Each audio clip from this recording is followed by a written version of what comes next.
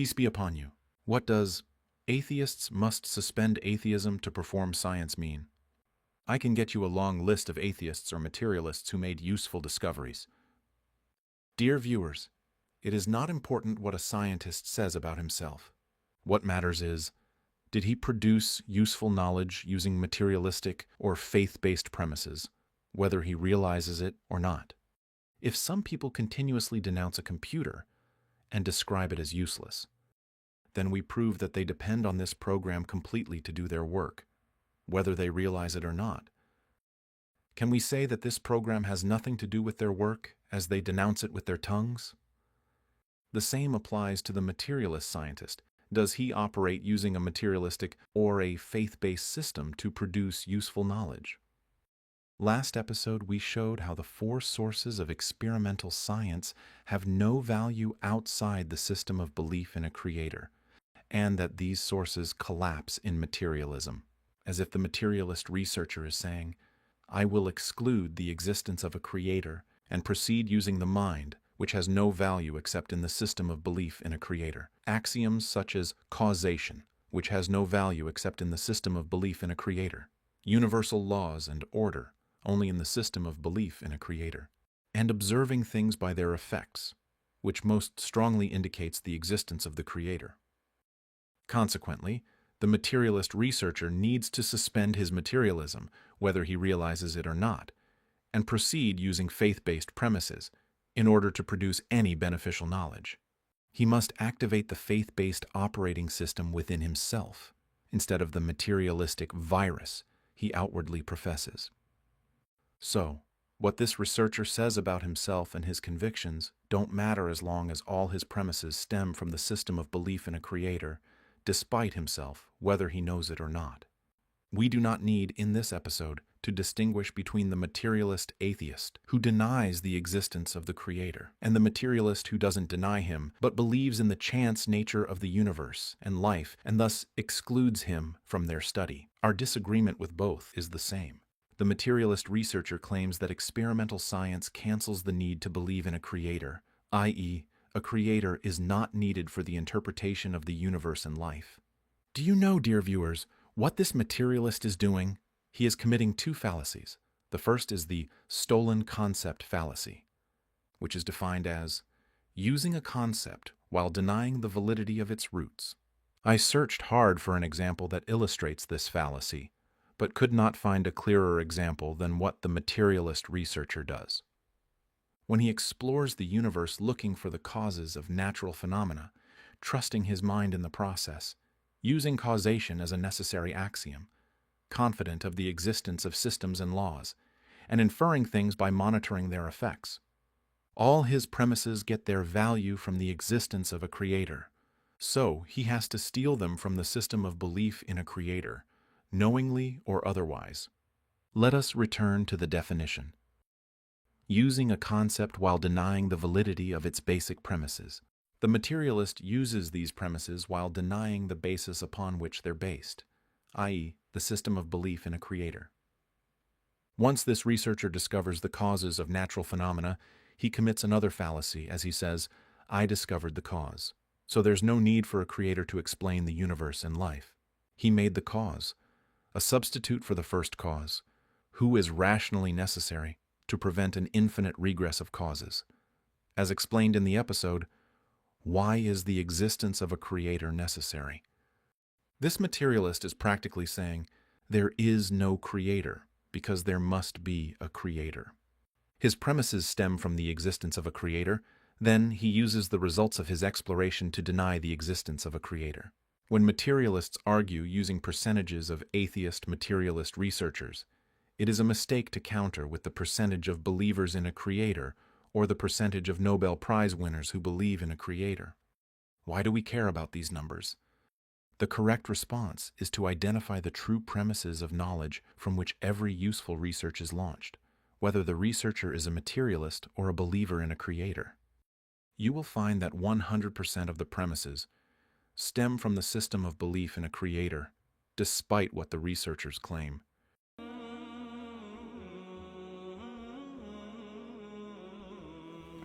You may still feel that we are exaggerating when we say that all scientific premises stem from the system of belief in a creator, and that materialism is a virus that produces nothing. Okay, name one discovery based on the materialistic premises of discrediting the mind and basic axioms, a random, coincidental universe, and rejecting the inference of things by their effects. Name one invention or discovery based on these premises. The materialist researcher who gets results that are different from what dozens of past experiments have confirmed, even though he is sure that the experimental conditions are identical, will not say, "There is no order in the universe." Rather, he will say, "There is a problem in the experiment." He does not attribute the problem to the random nature of the universe which his materialism assumes. When the space shuttle Challenger exploded, they did not conclude that the universe doesn't have reliable laws and decide to stop space exploration. Instead, they realized that there was a defect in the design and formed a committee to find the cause, as what happens in plane crashes. This is a practical acknowledgement that this universe runs with extreme order and precision which cannot happen by the blind coincidences of materialism. Someone may say, "How can you claim that materialism discredits the mind and that it does not rely on order in the universe?" Materialists don't say that. They don't discredit the mind but sanctify it. They don't disregard the laws but discover them and rely on them. So you still do not understand.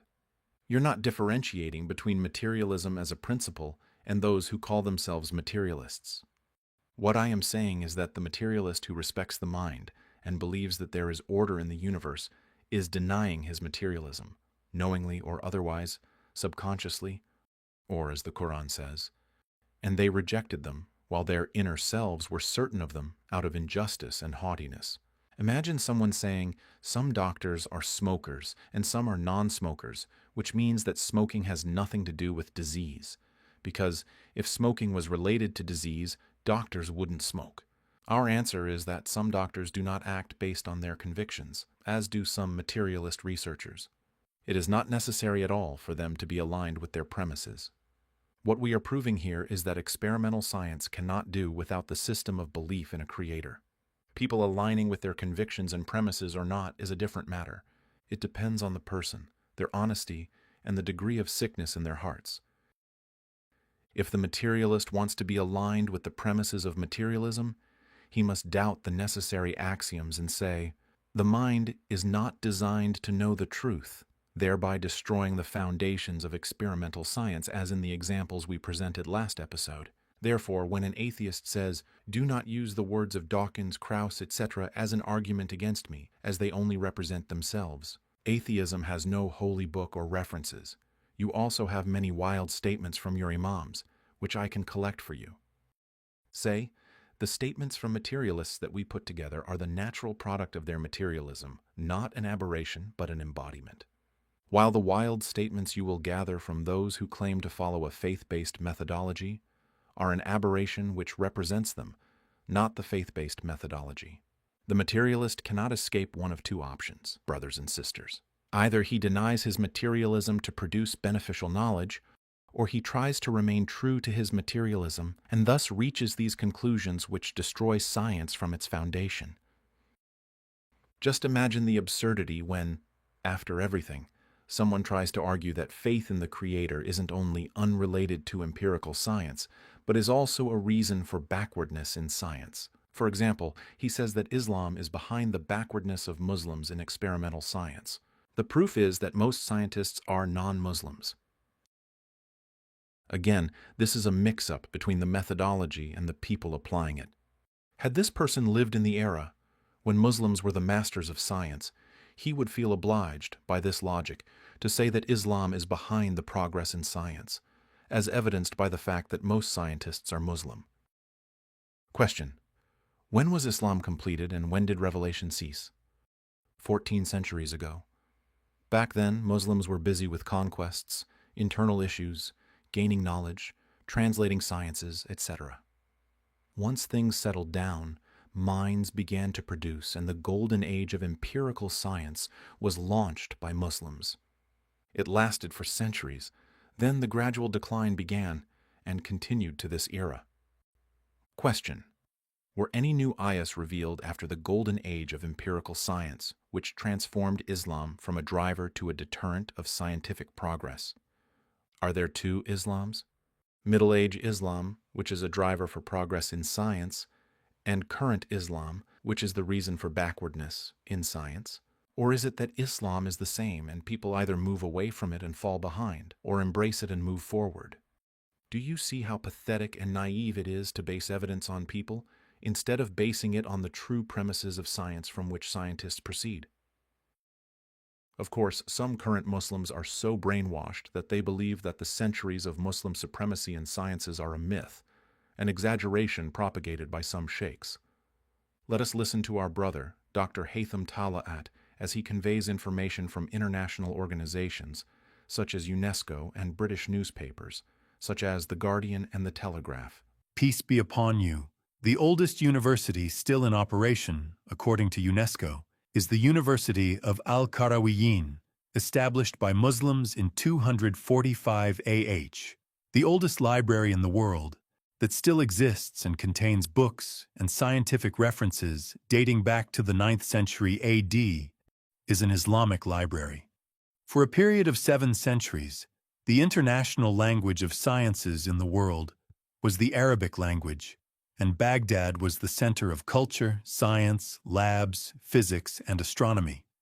Many Muslims do not know that the National Library of Medicine, which is the most famous electronic library, used by myself and many other researchers to collect information and publish research through its branches such as PubMed, has a special section titled Islamic Medical Manuscripts, which contains manuscripts in various fields such as medicine, pharmacology, chemistry, astronomy, etc.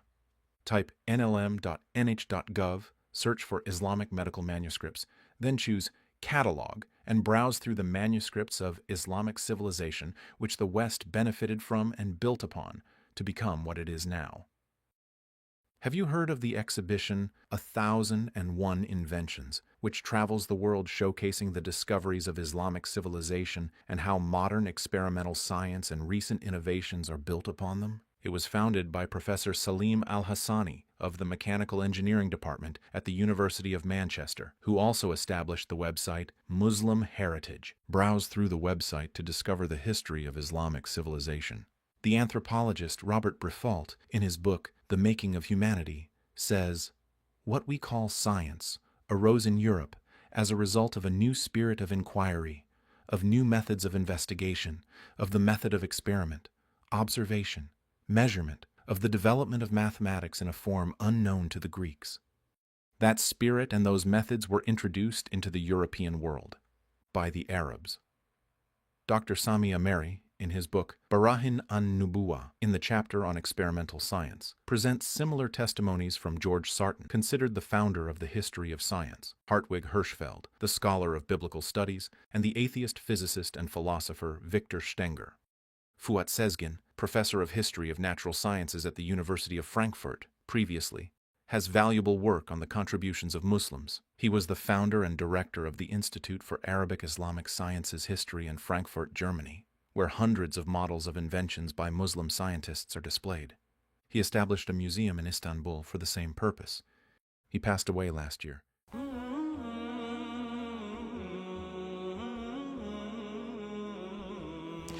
Your history is stolen, people. Your history is stolen. Just as there is intellectual theft from the system of belief in a creator, Muslims founded experimental science. They were its masters and established its foundations upon which the science of today is built. And if school curricula in Muslim countries doesn't mention any of this, it is because the curricula was not created to teach our generations, but to make them ignorant, while the student and his parents think that they are getting an education. The contribution of Muslims is not limited to the past. They continue to contribute in the present. A frequently parroted phrase of the psychologically defeated is, "You criticize materialists even though they invented everything you use, including the internet that you use to spread your views." What if I told you that one of the key contributors to internet technology is the Muslim professor, Hatem Zaghloul, who played a crucial role in the development of Wi-Fi technology and another innovation that helped advance 4G networks? He also holds numerous published patents. His research papers have been referenced thousands of times, and he has received many awards. Professor Hatem Zaghloul believes in Allah and he is proud of his faith. Praise be to Allah. I have been a dedicated Muslim my entire life. Religion has been the real constant in my life. I traveled, changed my country, my environment changed, a lot changed, but still I continued to pray, to attend Friday prayers, and so on. Moreover, through my economical and social progress, I started to contribute to the Muslim community in Canada and the Canadian society in general. This undoubtedly gives me serenity. I feel like I am giving back some of the things I took from society, and Allah has granted me success as I was the head of the Muslim community in Calgary for a long time. This is one of the many examples marginalized in our youth's awareness. Our brothers and sisters of the Muslim Researchers website have a list of contemporary Muslim scientists who live among us, with a short bio about each and their accomplishments. This all isn't intended to prove that experimental science requires faith, so no one should say, even if experimental science began and thrived at the hands of Muslims, it doesn't mean that this is because of Islam. I mention this to let you know that the bright aspects of Islamic civilization and the current achievements of Muslims are intentionally marginalized. Then they have the nerve to say, Muslims are backward in sciences, therefore Islam is the cause. Darknesses, some of them upon others, ignorance of history, ignorance of reality, wild inferences, and an accumulation of logical fallacies. The argument we proudly uphold and adhere to is the proof that all sources of knowledge for experimental science are based on the system of belief in a creator. Those who infer from the progress of the West that their claimed materialism is valid are practicing the Pharaoh's fallacy when he argued that material progress proves the validity of his claims. Does not the kingdom of Egypt belong to me, and these rivers flowing beneath me, then do you not see? Why don't materialist researchers and those around them notice that their premises are faith-based premises? It is because faith-based premises exist innately within them, as we explained in our episodes about innate nature. They are the operating system that exists inherently within them, while materialism is like a virus, as we explained in The Kidnapped. Thus, anyone who hears a researcher infected with the materialism virus, presenting materialistic concepts, might erroneously think that the science this researcher produces is a product of the materialism virus, when, in fact, it is the product of his inherent system of belief in a creator. Finally, in view of what we mentioned, atheists cannot produce science while upholding atheism, and materialists cannot produce science while upholding materialism. They must suspend, consciously or subconsciously, their atheism or materialism to perform science or produce anything useful, as all the premises of science are from the system of belief in a creator, whether they like it or not, regardless of what they say. Brothers and sisters, please note, did I say that atheists do not produce science, or that most scientists believe in the existence of a creator who created the universe and life, or that the percentage of atheist materialist scientists is small? No, I did not say that, and percentages do not matter to us. Regardless, you will find some atheists fooling their duped audiences about the title of this episode, confident that their audiences do not check or research. Next episode, we will explain the invalidity of the phrase, unfortunately repeated by some who are considered Muslim thinkers. Science is neutral and does not prove or deny the existence of Allah. It will be one of our most important episodes, so stay tuned. May the peace and mercy of Allah be upon you.